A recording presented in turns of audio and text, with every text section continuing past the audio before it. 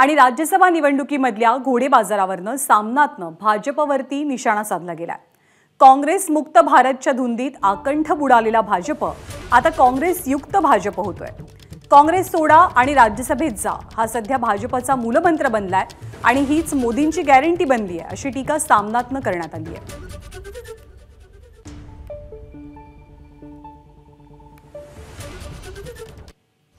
तर राज्यसभा निवडणुकीवरनं सामनातनं टीकेचे बाण भाजपवर कसे सोडले जात आहेत तर राज्यसभेच्या 15 जागांसाठी मंगळवारी झालेल्या निवडणुकीत अपेक्षेनुसार क्रॉस वोटिंग झालं।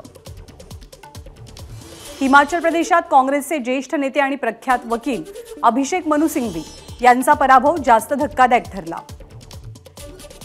राज्यसभा निवडणुकीला क्रॉस वोटिंग किंवा घोडेबाजाराची परंपरा जुनीच आहे, मात्र देशात मोदी राजवट आल्यापासून या घोडेबाजाराला सरकारी कोंदण मिळाल्याची टीका सामनातनं करण्यात आली आहे। 1.5 वर्षांपूर्वी महाराष्ट्रात सुद्धा हेच घडलं होतं। आता उत्तर प्रदेश आणि हिमाचल प्रदेशातही तेच दिसून आलं। एकीकडे काँग्रेस मुक्त भारत आणि दुसरीकडे शून्य विरोधी पक्ष असं दुहेरी धोरण मोदी सरकार कसलीही चाड न बाळगता राबवत आहे। काँग्रेस आणि इतर विरोधी पक्षातील खासदार आणि आमदारांची भाजपला आलेली सूज याच धोरणाचा परिणाम असल्याचं सामनातनं म्हटलं जात आहे। काँग्रेस मुक्त भारतच्या धुंदीत आकंठ बुडालेला भाजप आता काँग्रेस युक्त भाजप होत असल्याच्या दारुण वास्तवाची ही जाणीव मंडळींना राहिलेली नाही। काँग्रेस सोडा आणि राज्यसभेत जा हा सध्या भाजपचा मूलमंत्र बनलाय आणि हीच मोदींची गॅरंटी बनल्याची टिप्पणी सामनातनं केली जाते।